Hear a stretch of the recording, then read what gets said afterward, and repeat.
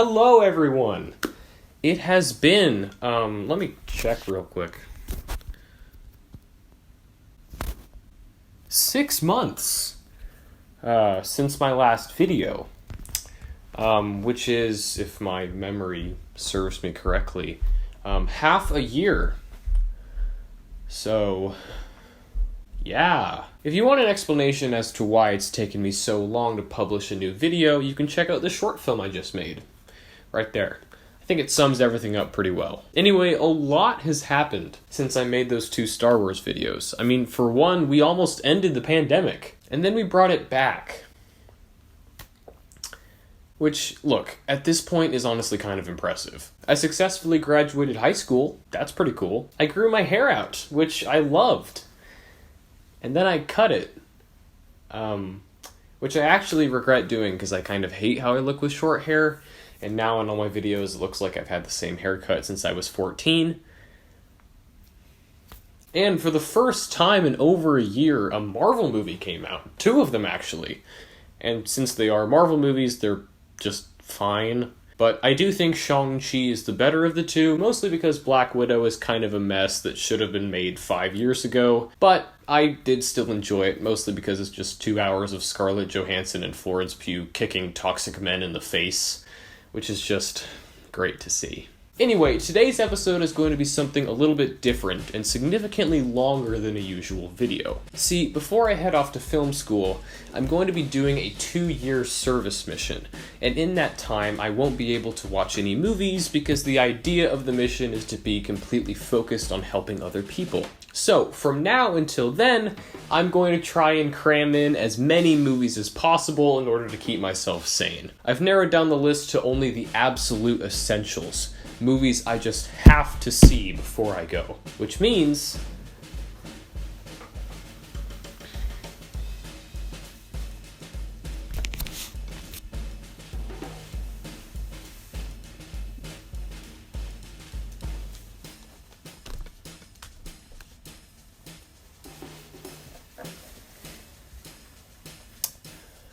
I'm going to try and watch all of these.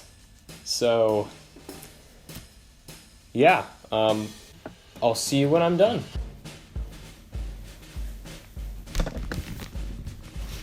I'm going to drop these.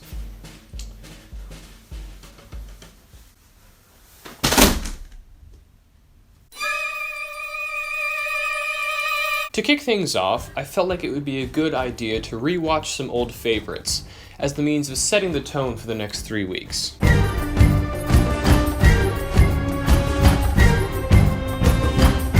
If you've been watching my videos for a while and you follow me on Letterboxd, please do by the way, it's no secret that I love the Mission Impossible series. I think it's the best franchise ever, and it's not really even close. Despite my adoration for them, there are times when I find myself underrating and even undervaluing certain films in the series, and the original 1996 film is one such example. Over the years, I've heard a lot of complaints about this movie being too hard to follow or super confusing.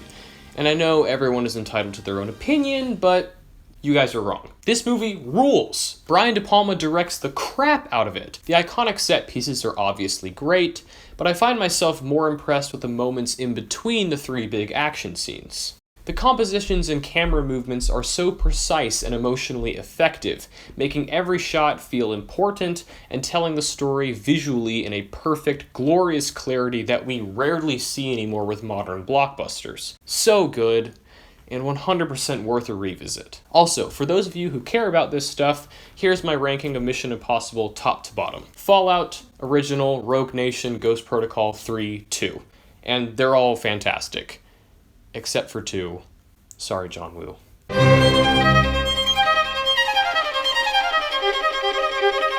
Powell and Pressburger's A Matter of Life and Death is a classic, and is mostly known for its innovative cinematography and use of color, with the scenes taking place in heaven being shot in black and white, and the scenes taking place on Earth being shot in color. So basically, it's Memento, but if Memento was a fantasy romance set in post-war England with a happy ending.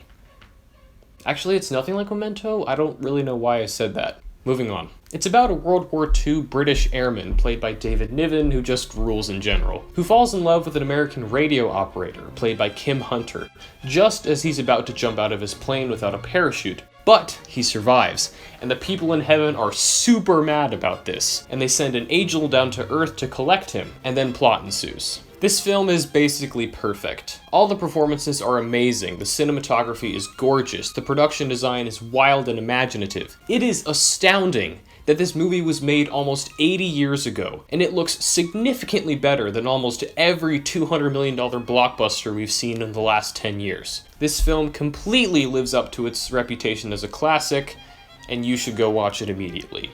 It's so good.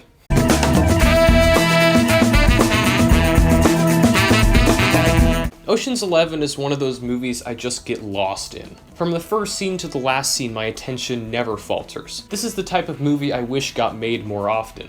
A proud genre film with a stacked ensemble cast, a killer script, and an idiosyncratic director at the top of their game. Everything in this movie is firing on all cylinders. The snappy editing, David Holmes' amazing score, the absolutely delightful banter between all these great actors, or the cinematography. It's all on the same page, and the results are magical.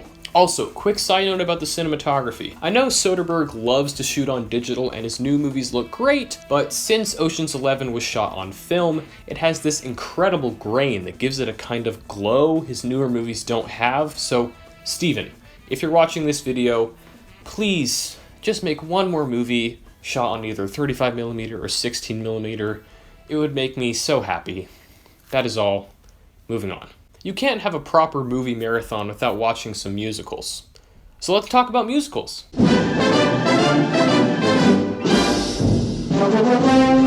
Whenever we seem to discuss the best movie musicals of all time, The Music Man isn't usually mentioned in the conversation, and that, my friends, is a crying shame because this movie slaps. It's about a con artist who comes to a town in Iowa to swindle the people into believing he's going to start a boys' marching band, and it's amazing. It's so funny, the music is great, with Pool Table easily being a top 5 musical number of all time. We got trouble! Oh, we got trouble! Right here in River City! Right here in River City! With a capital T and that rhymes with P and that stands for pool! That stands for pool! We surely got trouble! We surely got trouble! Right here in River City! Right here! And it's all shot on 70mm Technicolor, meaning that this is 150 minutes of pure cinematic bliss, and it deserves more recognition.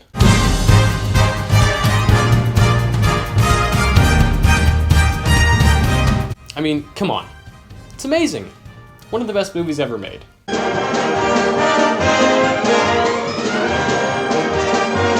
Singin' in the Rain is the best musical of all time. The thing that separates this film from virtually everything else is just how staggeringly impressive every single element is. Every song in this movie would be a showstopper or the climactic centerpiece of any other musical. The cast is incredible. Every actor is performing at the top of their game. The choreography is astounding, probably the best ever. And Stanley Donen and cinematographer Harold Rawson shoot the living crap out of this movie, with seemingly every shot being more beautiful and carefully framed than the last.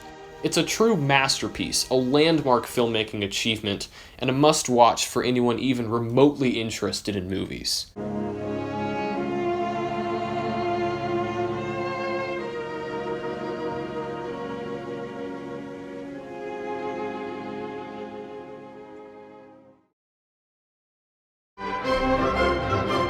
During the promotion of La La Land, director Damien Chazelle said that The Umbrellas of Cherbourg was one of his biggest influences while making La La Land, so obviously I had to see it, and it's really easy to see why. It's a colorful, jubilant, and melancholy film about young love, which is basically what La La Land is about. Jacques Demy's directing in this movie is outstanding. The majority of the scenes are shot in single takes, which would already be impressive if you didn't take into account this film came out in 1964, 11 years before the invention of Steadicam, which means that all of those 5-minute takes were shot on a dolly. That is incredibly difficult to choreograph, especially when the camera moves with this much freedom. Beyond just the technical accomplishments, Demy's visual storytelling in this film is some of the best I've ever seen, with about 800, I counted, well-timed camera movements that make the emotional beats hit even harder. And when you combine that with Michael Legrand's transcendent score, you got one of the best musicals ever made. Go watch it. It's great. Now that we're done talking about musicals, here are my top 5 musicals of all time, going from top to bottom. Singin' in the Rain, La La Land, The Umbrellas of Cherbourg, Gentlemen Prefer Blondes, and The Music Man.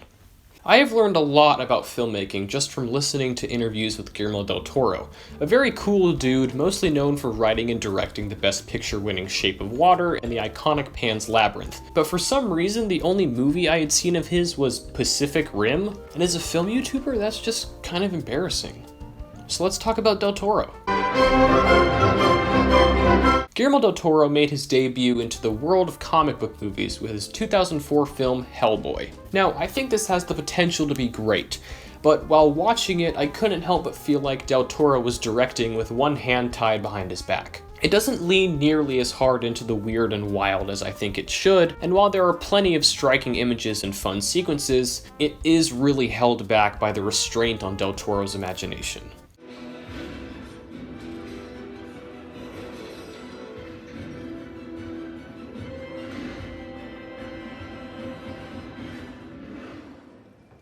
Fortunately, that is not the case here. The Golden Army is pure, unrestrained Guillermo del Toro. The movie opens with an animated prologue explaining the history of an ancient robotic army, takes us to an underground troll market, and then to a secret military base hidden in the mouth of an ancient stone sculpture. The creature designs are way more Del Toro-ish, if that's even a term, and the costumes are more ornate and the detail is more visible. This film has some of the best production design I've ever seen. Seriously, the Elf Kingdom is genuinely one of the most beautiful things ever put to film. Hellboy 2 is the perfect sequel. It does everything the original did, but better, and goes a step further with higher emotional stakes, more imagination, and more precise filmmaking. This is one of the great comic book movies, and it needs to be recognized as such.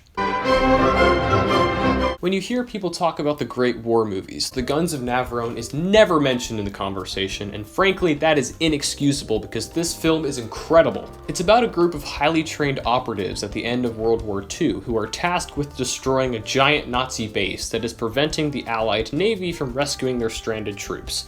And don't get me wrong, that's all great. In my opinion, war movies that are about side stories and not major battles are the best form of war films. But what really makes Guns of Navarone stand out is the aesthetics. You know how a lot of modern blockbusters set their big action scenes at like the most boring locations imaginable? Like an open field, or an empty airport, or a black rock? Is that what that was? Well, Guns of Navarone doesn't do that. Shootouts take place on boats or in these beautiful coastal towns in Greece. Ambush sequences take place in the mountains, and the climatic showdown is in a literal castle on the edge of a cliff. These choices give the set pieces a lot of variety, meaning we can get a suspense-based chase sequence where 6 soldiers carrying lots of gear and an injured man on a stretcher have to sneak through narrow streets and tiny houses to evade capture, and then pivot to a full-blown Mission Impossible style infiltration of an impenetrable castle. And on top of it all, you got an all-time great cast. Gregory Peck, David Niven, Anthony's Quinn and Quayle, and a script that deals with the psychological effects of guerrilla warfare better than almost every modern war movie. Now this is cinema. David Lean is a guy most known for making this. And a handful of others on a similar scale, like Bridge on the River Kwai or Dr. Zhivago. And when it comes to discussing David Lean's career, that's all we seem to talk about, which is ignoring the other 10 movies he made before that, one of which is Brief Encounter, an 80-minute romance that makes you feel emotions more intensely and strongly than a Taylor Swift album, which is really saying something. It's about these 2 married individuals, Laura and Alec, who throw themselves into a whirlwind romance after their coincidental meeting at a train station. They're both in emotionally positive marriages, so they know it's wrong and doomed to fail, but they do it anyway with such intense, non-sexual passion, and it becomes this tragic tale of 2 people who are meant to be together but can't because they didn't meet at the right time, and it's just, it's so beautiful. Plus, the cinematography features a lot of the foreground-background compositions you'll see a lot of in Breaking Bad. This is the first movie I've given a 5-star rating on the first watch in about a year. And it might be the best movie I've ever seen? Anyway, watching Brief Encounter was one of the best and smartest decisions I've made in a long time, though not quite as smart as Floyd Mayweather's decision to fight Logan Paul. Seriously, I don't know why people were so surprised about it. Imagine if someone came up to you and said, "Hey, I will willingly pay you millions of dollars to punch Logan Paul, that guy, in the face as many times as you want." You would sign the contract without even reading the terms of service, and don't act like you wouldn't, because you would. Film noir, which you might recognize from this book on my desk, is one of the most well-known and instantly recognizable movements in cinema history, and despite it being one of my favorite genres, I am embarrassingly behind when it comes to watching the actual movies, but gosh dang it, time to fix that.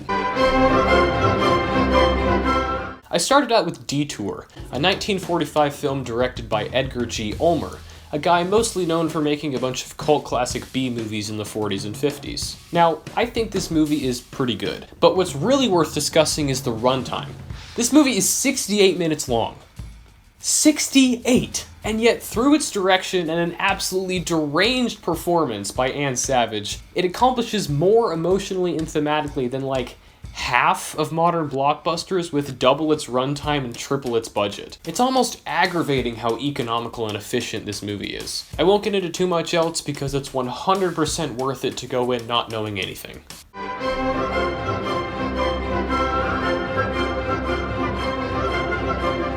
I then watched Lady from Shanghai, Orson Welles' second film after Citizen Kane, a movie you may have heard of. Lady from Shanghai is pretty much the polar opposite of Citizen Kane. Side note, this is not about comparing the two films, this is just a way of illustrating Welles' depth and versatility as a filmmaker. Where Citizen is a grand operatic tragedy covering the entire lifetime of a singular character, The Lady from Shanghai is focused solely on a brief period of time. Specifically the time that Michael O'Hara, played by Welles, spends with Elsa Bannister, played by Rita Hayworth, as she vacations on her husband's yacht. The narrative isn't really essential though, it's more of a framework for Welles to create a nightmarish atmosphere through off-kilter cinematography, foreboding voiceover, and intense dialogue. Where the film really shines though is the climatic Hall of Mirrors sequence, which has been replicated and parodied countless times. Like, if you watch Stranger Things, that fight between Hopper and totally not Arnold Schwarzenegger at the end of season 3 is basically just this scene but amplified. Anyway, this sequence is incredible, and it's worth watching the movie just for this scene alone because it's that good. And it's only 87 minutes, so you really have no excuse. They Live by Night is the directorial debut of Nicholas Ray, a filmmaker we'll be talking a lot about in this video. The film falls into the lovers on the run subcategory of film noir, meaning it follows two lovers on the run. Anyway, Bowie, played by Farley Granger, runs away with Keechee, played by Kathy O'Donnell, to escape the low-level ring of criminals they've gotten mixed up in. It's the classic struggle of law-breaking characters desperately trying to move on from their tumultuous pasts and inevitably failing to do so. The tragic finale is made even more tragic because of the naive passion these two people throw into their relationship, and when all their hopes and dreams of a safer, better life together shatter into a million pieces, it's heartbreaking. This is one of the great directorial debuts. The Asphalt Jungle is the third John Huston film I've seen, the first being The Maltese Falcon, a case of the book being better, and the second being The Treasure of the Sierra Madre, a classic, and deservedly so. Let me start by saying that this film is amazing. Like any great noir, it looks incredible. The lighting is immaculate. Every time it cuts to a wide shot of someone walking through the city at night, my brain melts. It was shot by Harold Rawson, the cinematographer for both Singing in the Rain and The Wizard of Oz. What a legend! Also, The Asphalt Jungle falls into maybe the best subgenre of all time, the heist gone wrong noir, alongside other great films such as Stanley Kubrick's The Killing and Jules Dassin's Rafifi. All movies about a heist executed to perfection, but inevitably spiral out of control because of the fragility of humanity. Fun fact, two of these movies, The Killing and The Asphalt Jungle, star the always stone-cold serious Sterling Hayden in the lead role, and all three of them are in the Criterion Collection. You probably don't care about that, but I do, and I think it's pretty cool. In a Lonely Place is another noir directed by Nicholas Ray, a guy you may recognize from me talking about him 2 minutes ago, of Nicholas Ray. It stars Humphrey Bogart as a down-on-his-luck screenwriter who gets involved in a murder case, and I'll just let YouTuber Patrick H. Willems explain why this film is great, because I really couldn't have said it better myself. In a Lonely Place does something I always love to see. It takes a movie star's regular persona and subverts it. Humphrey Bogart seems to be playing another variation on his sad, tired hero. But as the film goes on, it reveals him to be something much darker and more toxic. He shifts from the protagonist to the antagonist, and by the end, he's genuinely terrifying. It's maybe the best performance I've ever seen him give. That's exactly how I feel. Subscribe to Patrick. He makes incredible videos. Odd Man Out was directed by Carol Reed, a guy best known for directing The Third Man, a movie that, despite its reputation as being one of the greatest noirs of all time, I found a little bit underwhelming, but I still appreciated the movie's influence and legacy, particularly its spectacular cinematography. Odd Man Out actually makes a good comparison piece to The Third Man. They're both post-World War II manhunt movies set in European cities, and they both feature Reed's trademark backlighting of urban landscapes. But Odd Man Out strikes almost a completely different tone than The Third Man, favoring a gritty, grounded, brutal atmosphere that frames 1940s Belfast as a sort of labyrinth, complete with dead ends, secret hideouts, and duplicitous, two-faced characters, as opposed to the romantic Hollywood mystery of The Third Man. Since Odd Man Out was released 2 years before The Third Man, it's easy to label it as just a screen test for the more well-known and, critically speaking, better movie, but that's ignoring the remarkable filmmaking achievement that this movie is. And plus, the finale on the docks is an all-time great scene with the best use of snow in cinema history. After plowing through a bunch of film noir, it only felt right to watch some neo-noir, this time in the form of Reminiscence. I bought a ticket to see it on opening day. There's so many hallways I got lost. And I was the only one in the theater, which was nice, but also kind of depressing. Faculty members, Thursday is your day to save, with $6 movies that Fun fact, Reminiscence was written and directed by Lisa Joy, the co-creator of Westworld, who is married to Jonathan Nolan, who is the brother of Christopher Nolan. That doesn't really mean anything, I just thought it was pretty cool. Anyway, Reminiscence was a bit of a letdown. I won't say I was going in expecting it to be amazing, but I was excited to see it because what I had seen of the film's cinematography and production design in the trailers looked really interesting. Unfortunately, the film itself was the opposite of interesting. That felt like a video game for some reason.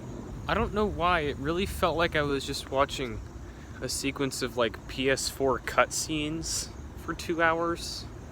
It's strange.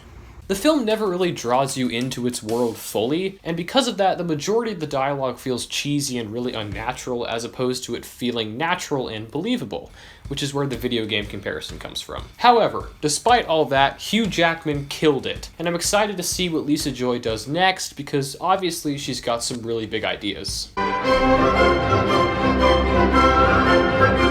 It's iconic for a reason. Edward Scissorhands is Tim Burton at his most thematically focused and visually imaginative, and it's probably tied with Big Fish as my personal favorite of his. Sanjuro is the sequel to Akira Kurosawa's 1961 masterpiece Yojimbo, and as I'm writing this, I'm realizing I've talked about a lot of sequels in this video.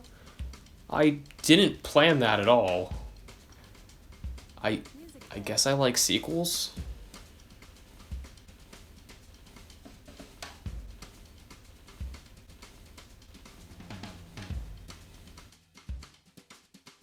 And as individual films, they're almost completely different. Yojimbo is famously the samurai version of a Western movie with only 3 real action scenes, whereas Sanjuro is a balls-to-the-wall action movie.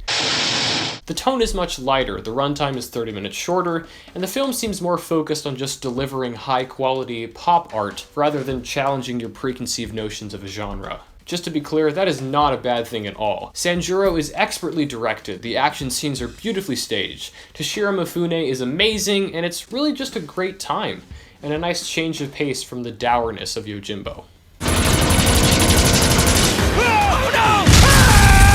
Animation is a medium that I love dearly, but as is probably becoming apparent now, I am a Philistine who is staggeringly behind on movies not made in the last 20 years, and that unfortunately applies to animation. So let's fix that. I rewatched Toy Story 2 on this boxed set DVD that I'm pretty sure has been in my house since before I was born. In the time since its release, Toy Story 2 has become one of the most beloved and celebrated sequels of all time, and I would agree with that. It's funny, emotional, deliriously entertaining, and it does something I think no other film in history has ever dared to attempt. Its central antagonist is a middle-aged man voiced by Wayne Knight who's obsessed with the memorabilia of a puppet-based children's TV show from the 1950s that was canceled after one episode. So basically, the villain of Toy Story 2 is an adult Star Wars fan.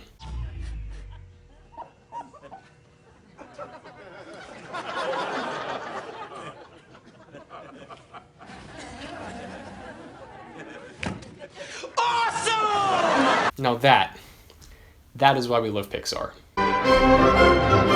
April in the Extraordinary World is one of those once-in-a-blue-moon movies that combine so many wildly different influences, aesthetics, and details to create something so singular and individualistic. Just to further my point, I am going to be getting into spoilers here, so there's your warning.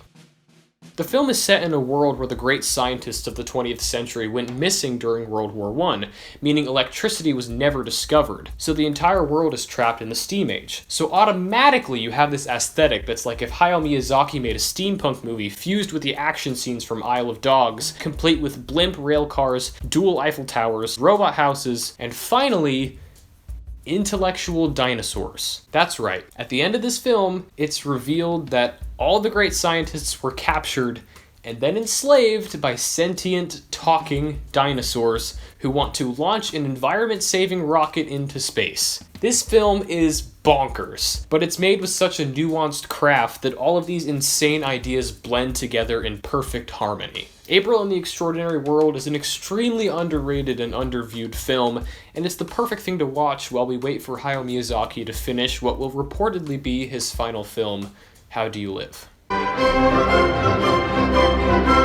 Speaking of Miyazaki, Castle in the Sky was released 2 years before My Neighbor Totoro, one of his more popular works, and this feels like the genesis of a lot of his signature trademarks. The obsession with aviation, child protagonists, large mobile settings, villains that turn into heroes, it's all there. It's a grand, magical adventure epic, with great action set pieces and a scale that keeps elevating as the film goes on until it reaches Christopher Nolan levels of gigantism at the climax. This is perfect for a Saturday morning or a lazy afternoon, and if you haven't seen any of Miyazaki's work, this is a really great place to start. Coraline was directed by Henry Selick, the guy who made Nightmare Before Christmas, and was adapted from Neil Gaiman's novel of the same name, and is widely regarded as one of the best animated films ever made, and deservedly so. This is one of the most meticulously constructed films I've ever seen from a narrative and visual perspective. In every scene, there's minute details that reinforce larger thematic concepts, foreshadow Coraline's impending doom, and add texture to the environment. The visual architecture is so intricate that I'm sure I'll constantly find something new with each rewatch. The character designs aren't just there to highlight their quirks and personalities, but contribute to the narrative. Every setup is paid off, every arc is completed, and every shot is meaningful. I fell in love with Coraline as soon as I put it on, so if you haven't seen it, check it out. And then it was time. Time to finally sit down and watch the 2019 Tom Hooper film, Cats. McCavities, not there. Let me preface this by saying that everything you've heard about this movie is true. It's a terrifying and profoundly uncomfortable experience, but also extremely entertaining. So, if you want to know what it's like to be awake at 3 a.m. on a whole bunch of acid, watch Cats. Just to be clear, I, unlike some other YouTubers, am a good role model and do not condone substance abuse of any kind. If you want a more detailed analysis of this film, just go watch Lindsay Ellis's video, it's very good. As many of you know, I'm a pretty consistent comic book reader, and as a comic book fan, it's my divine duty to watch every superhero movie ever made, which includes all the Batman films. And to the surprise of no one, there are a lot of those, and many of them I haven't seen. So let's talk about Batman. While watching Batman and Robin, I had a profound realization. This film is not the raging dumpster fire everyone says it is. Honestly, I don't even think it's bad. It's actually pretty fun. Now, this is not the best Batman film, that's probably The Dark Knight. and it's not even top 5, but there are elements of this film that I think are great. The extreme stylization of Gotham City's architecture, the wild theatrical costumes, and the impossibly cool Batmobile contain levels of imagination we never see anymore in modern superhero movies. Arnold Schwarzenegger and Uma Thurman deliver genuinely fantastic performances as Mr. Freeze and Poison Ivy, respectively. This is all a way of saying that Batman and Robin is 100% Joel Schumacher's movie. This is his take on a character, and in the modern superhero film landscape, that's kind of an anomaly. Now, I like the MCU Spider-Man films. They're fun, and Tom Holland is a great Peter Parker. But could you honestly tell me what John Watts' take on Spider-Man is? I don't think you can, because in terms of Spider-Man and Peter Parker, it's basically all stuff we've seen before. He's not presented or designed in a non-traditional way, and the filmmakers aren't using his character to say anything new or interesting. Again, I like these movies, but there's a notable lack of personality. And what is art good for if it's not personal? Batman and Robin is not really a good movie, but it's more visually distinctive and has stronger aesthetic choices than all 25 films in the Marvel Cinematic Universe combined, and is more entertaining than any superhero movie directed by Zack Snyder. I will die by that statement. And then, of equal cinematic importance, there's The Dark Knight Rises. In an interview at the time of the film's release, Christopher Nolan described Rises as, quote, the biggest movie anyone's done since the silent era, and I would have to agree. I think we all kind of forgot that this movie opens with Bane hijacking a plane, and then this happens.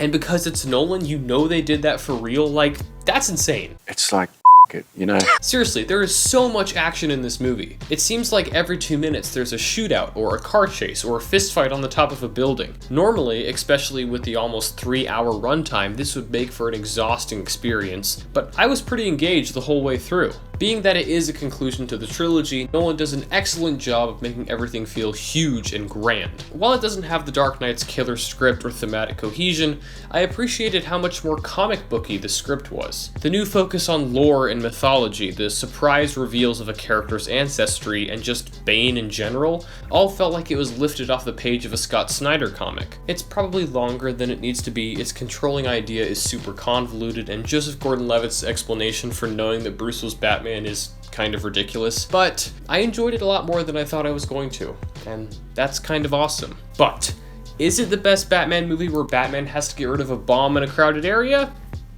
No. No, it is not. Batman is one of the most malleable characters in all of fiction, evidenced by the wide number of interpretations and iterations we've seen since his creation. Even in this video, I've discussed 2 wildly different takes on Batman, a gritty, grounded action epic, and a campy, ultra-stylized adventure. But it's rare to see a Batman film that perfectly adapts and, dare I say, improves upon the source material. A little earlier in this video, I mentioned that I thought The Dark Knight was the best Batman film, and I want to explain what I meant. In terms of the best film where Batman appears as a character, then yes, obviously it's The Dark Knight. But if we're talking about the best film that accurately depicts the Batman from the comic books, then it's Batman Mask of the Phantasm, and it's not even close. At least until this comes out.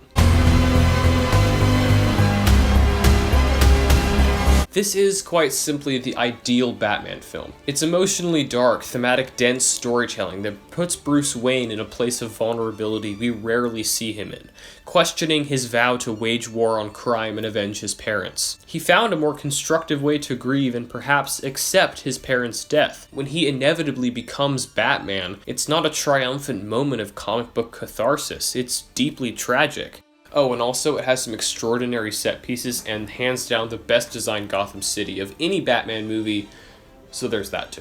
Jerks. After watching some of the most contemporary movies imaginable, superhero movies, I decided to take a step back and go to the roots of cinema, to watch something from the very beginning of film history. And of course I'm talking about, you guessed it, Despicable Me 3. I mean silent movies. Sunrise, A Song of Two Humans was the first film to ever win Best Picture at the first Academy Awards, which proved that right off the bat, the Oscars sucked. Just kidding, Sunrise is great, but the Oscars still do kind of suck though. And the Oscar goes to Green Book. In the same year as Black Klansman and Black Panther, you picked the white guy who learns not to be racist movie? And Roma was nominated too? And you didn't even pay lip service to Mission Impossible Fallout or Paddington 2?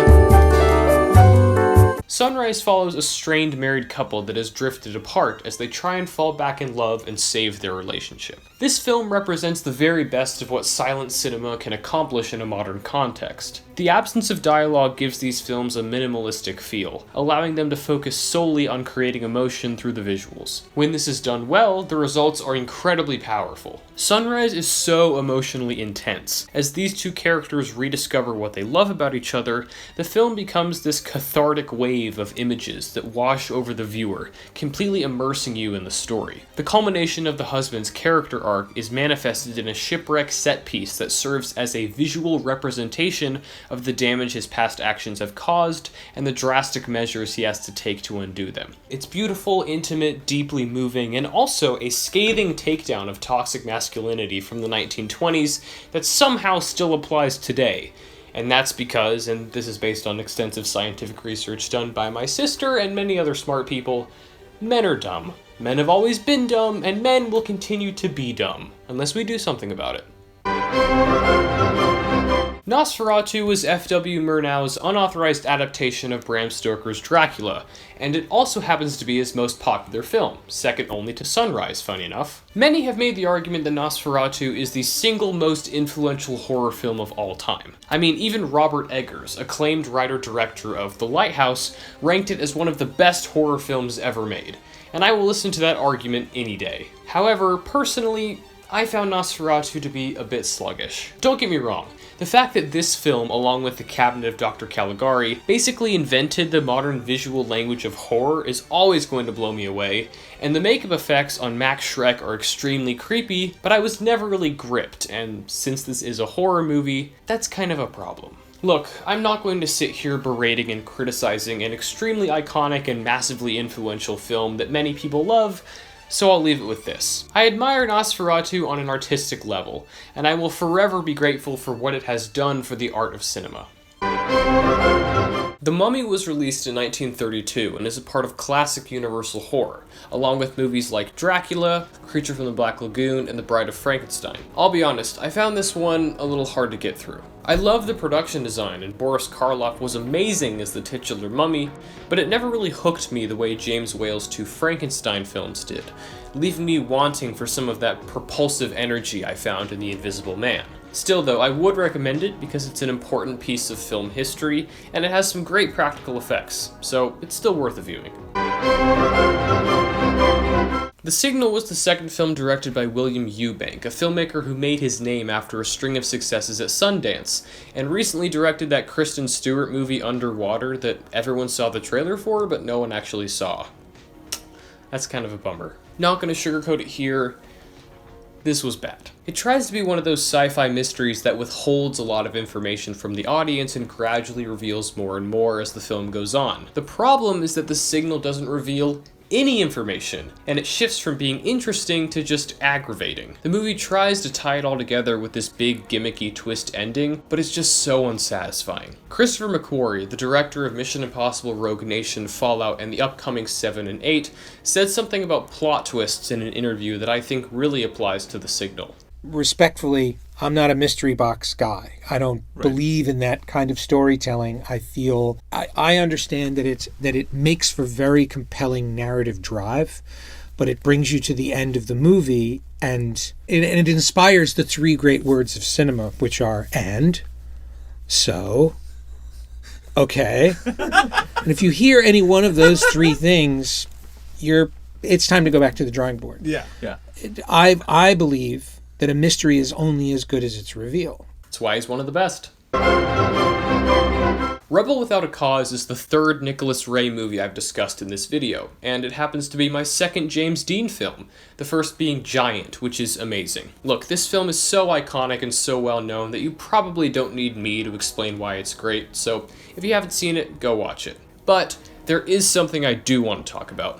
The teenagers in this movie are insane. The school bully, instead of just throwing insults at people, challenges them to knife fights. And if that's not enough, to settle his differences with James Dean, they decide to drive 2 cars at full speed towards the edge of a cliff to see who bails out first. Was this real? Did kids really do this back then? I know the answer's probably no, but this also happens in The Outsiders and like a bunch of other movies and novels from the 50s, and I'm very concerned. Hero Dreams of Sushi is a documentary I had heard of before, but first really became aware of when I watched the Documentary Now parody episode, Juan Likes Rice and Chicken, which is maybe the single greatest episode of television I have ever seen. Since I wanted to make Bill Hader proud, I decided to watch the source material, and it's delightful. Hero Dreams of Sushi is not a groundbreaking documentary by any means. It's not reinventing the genre, but it is an hour and a half of watching someone be hyper-competent and exceptionally good at their job, which is one of the purest pleasures in all of cinema, as evidenced by movies like Catch Me If You Can, Ford v Ferrari, and The Martian. It's full of absurd trivia about sushi, fascinating information about Hiro's craft and how he runs his restaurant, and it has some great food porn. Alphaville was the first film I'd seen directed by Jean-Luc Godard, one of the filmmakers at the heart of the French New Wave in the 1960s and 70s. His trademark combination of realism and abstraction is on full display here, as he shoots most of the film in handheld long takes as to ground the avant-garde science fiction story in some sort of believability. The film also often features these abstract sequences that function as visual manifestations for a character's thoughts or dreams, kind of like what Alfred Hitchcock did in Vertigo or Spellbound, but even stranger and more French. That being said, though, I don't think the film is quite as coherent as it could be. I know Godard and the other New Wave directors basically threw out the rulebook when it came to traditional narrative structure, but I think clearer stakes and clearer character motivations would have helped me understand why these characters care about what's happening on screen. Obviously, strict plot mechanics do not apply to every movie, but they can be useful now and again, and I think this is a case of that. Tony Scott's Days of Thunder has often been criticized for just being a remake of Top Gun, but with NASCAR instead of fighter jets. Fortunately, though, I haven't seen Top Gun, so I didn't need to listen to any of that criticism. Days of Thunder stars Tom Cruise as Cole Trickle. Is that really his name? A rookie NASCAR driver who develops a fierce rivalry with a veteran driver, played by Michael Rooker. But honestly, the story doesn't really matter. It's more a vehicle, see what I did there, for Tom Cruise to do insane stunts in an actual NASCAR race car, and for Tony Scott to create some of the most beautiful racing sequences ever put to film. Yes, it's dumb and hokey and very much a 90s movie, but when the racing looks this good, I don't really care. Also, the cast is insane. You've got Tom Cruise, Nicole Kidman, Michael Rooker, Robert Duvall, Randy Quaid, and Carrie Ells, and it was scored by Hans Zimmer. I am deeply puzzled as to why they felt they needed those people for this movie, but I applaud that they went for it. And now, we're at the end with just one more film to discuss. And what better way to end a marathon than with a film that's a ending to an ongoing story? Look, I know that introductory sentence was terrible, but this script is like 16 pages long, and this is the longest video ever made. So at some point I'm going to run out of steam, and that's kind of what's happening right now. So, I apologize. Anyway, so I rewatched Indiana Jones and the Last Crusade. This is basically a perfect film. So much has been said about why this trilogy is great. The fluid, visceral action, Spielberg's extraordinary visual storytelling, the production design, the cinematography, the narrative efficiency, Harrison Ford, Sean Connery, Karen Nall, John Rhys Davies, Delman Elliott, Paul Freeman. Okay, now I'm just listing cast members from each movie. The point is, these films are genuinely incredible, and some of the very best action-adventure movies ever made. We should never take Steven Spielberg's greatness for granted. He's been at it for almost 50 years and hasn't lost a step. That is remarkable. So do yourself a favor and go see West Side Story in a theater. I promise it'll be worth it. And with that, we're done. Now comes the part all you Watch Mojo fans have been waiting for. My definitive ranking of every movie I've talked about in this video.